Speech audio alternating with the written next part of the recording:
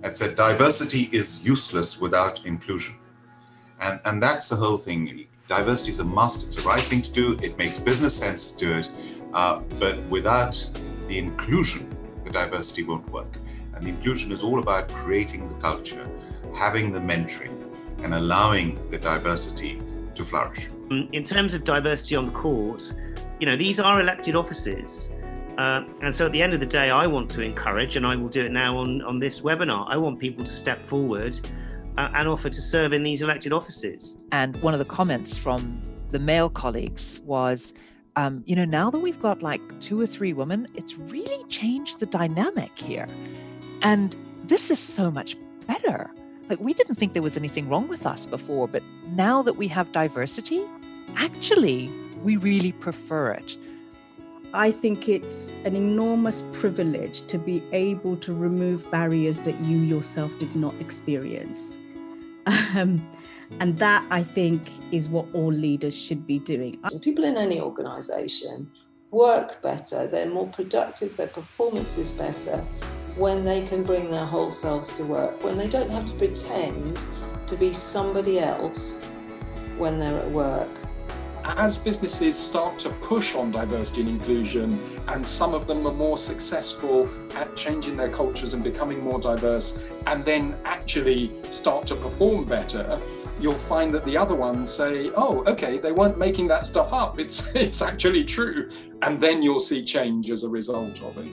The initial findings was that, guess what, women don't lack ambition, surprise, surprise, but what they do lack is opportunities. And so that's what we're going to focus on. Will we have had a few openly gay Lord Mayors? Will we have had a few more women? 2 in God knows how many years is rather pathetic.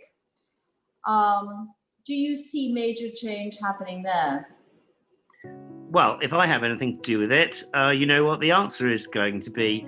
Can I just add one little thing there, which is, as somebody who is diverse, choose me for a board. I don't care if you choose me because I'm a token, because once I'm there, I won't be. Now, Tom, what's your answer to that?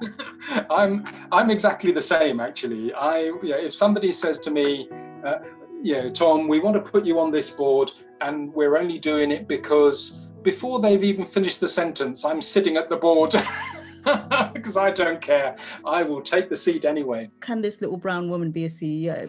That doesn't register. And that's partly what a lot of young people are facing when they go into the workforce. Because too often I think the loudest voices are always heard, and if the room is full of noise, then you don't stop to question, where is the silence? Where are you not hearing from? So many thanks to Alderman Tim Hales, who we look forward to interviewing again in a few years, dressed in his robes of office as Lord Mayor of the City of London, subject to election. I must always say that. Education is absolutely key. It's interesting what subjects one should focus on. I remember doing a talk once where one of the students said, if I want to be an entrepreneur, what subject would you suggest I focus on? And I could see at the side of the room, the business studies master was sort of standing there and smiling, saying, yeah, this is, and the maths teacher was saying they've got to know their numbers. And I said, slightly controversially, but I said drama. And the drama teacher sort of went, yeah, at last somebody recognizes. Do you think more of a stigma has been removed on the back of the pandemic? Yeah, even 2 years ago, if you had said to me calmness, kindness and compassion were going to be part of the leadership skill set that we are going to be looking for in 18 months' time, I would have laughed. I would have been like, Rena, that's not happening. Like, the role model aspect is very important, because somebody starting at the bottom can say, if he or she could do it, I can do it. If they could get to the top, because that inspiration creates aspiration within the younger people. That aspiration leads to achievement, which in itself creates inspiration, and it's a virtuous circle.